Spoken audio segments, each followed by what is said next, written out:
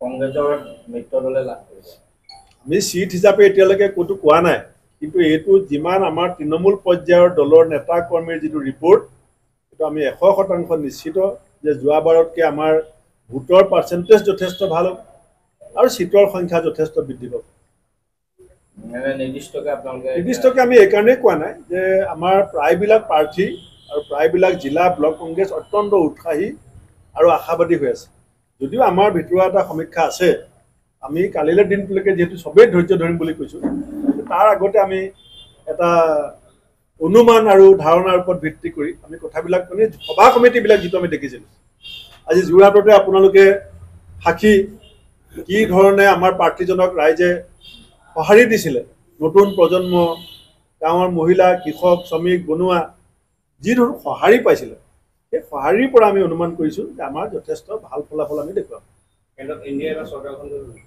আমিতো অত্যন্ত আশাবাদী আমাৰ খাৰ্গে ডাঙৰীয়া ইতিমধ্যেই কৈছে আৰু আমাৰ অল পাৰ্টি আজিও গোট খাব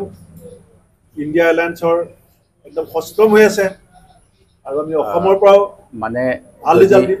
এক্সিট পোলৰ বিপৰীত যদি হ'ব লগা হয় তেতিয়াহ'লে ইণ্ডিয়া এলায়েন্সে চৰকাৰ গঠন কৰিব লাগিব আৰু এক্সিট পোলত ইমান ভুল আছে হাৰিয়ানাত আছে 10খন আসন তাত 19খন আসন বিজেপিক দি দিছে হিমাচল প্ৰদেশত 4খন আসন আছে মুঠতে তাত 8খন আসন বিজেপিক দি পেলাই তেওঁলোকে বিজেপি দলৰ চৰকাৰখন গঠন কৰিছে এক্সিট পোলসমূহে আৰু আমি ভাবোঁ যে ৰাইজে তেনেকুৱা কৰা নাই সেই গতিকে বাস্তৱটো এক্সিট পোলত কেতিয়াও নোলায় সেই কথা আমি বাৰম্বাৰ দোহাৰিছোঁ আৰু ৰাইজে এবাৰ বিজেপিৰ যি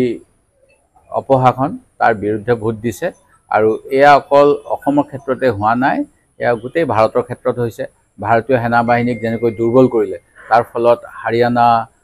উত্তৰাখণ্ড এইবিলাক ৰাজ্যত বিজেপিৰ বিৰুদ্ধে এটা ঢৌ বলিলে ঠিক তেনেকৈ কৃষক আমি জানো যে পাঞ্জাবত গ্ৰীণ ৰিভলিউশ্যন হৈছিল হাৰিয়ানাত হৈছিল অন্যান্য সাউথতো বহুত খেতি বাতি হয় এইবিলাক ৰাজ্যত যিবিলাক কৃষকৰ মিনিমাম ছাপোৰ্ট প্ৰাইচ নিদিলে বা অন্যান্যখিনি কৰিলে তাৰ বাবে তেওঁলোকৰ বিৰুদ্ধে জনমত সৃষ্টি হ'ল ঠিক তেনেকৈ অসমত যেতিয়া আমাক হঠাৎ নাগৰিকত্ব সংশোধনী আইনখন নানো বুলি কৈ জাতি মাটি ভেটি ৰক্ষা কৰিম বুলি কৈ অসম চুক্তি আখৰে আখৰে পালন কৰিম বুলি কোৱাৰ পিছত কা বলবৎ কৰিলে অসমীয়া মানুহেও বিজেপিৰ বিৰুদ্ধে মানে মই মোৰ যিমান দূৰ খবৰ ভাৰতীয় জনতা পাৰ্টিৰ সদস্য অসম গণ পৰিষদৰ সদস্যও যিসকলে অসম মাতৃক ভাল পায় তেখেতসকলে বিজেপিৰ বিৰুদ্ধে এবাৰ ভোট দিছে ভৱিষ্যতে কি হ'ব নাজানো কিন্তু বিজেপিক এটা শিক্ষা দিব বিচাৰিছে যে আপোনালোকে কিয় এনেকুৱা মানে কি কয় ক্ষমতা পালে উভত গুৰে নচা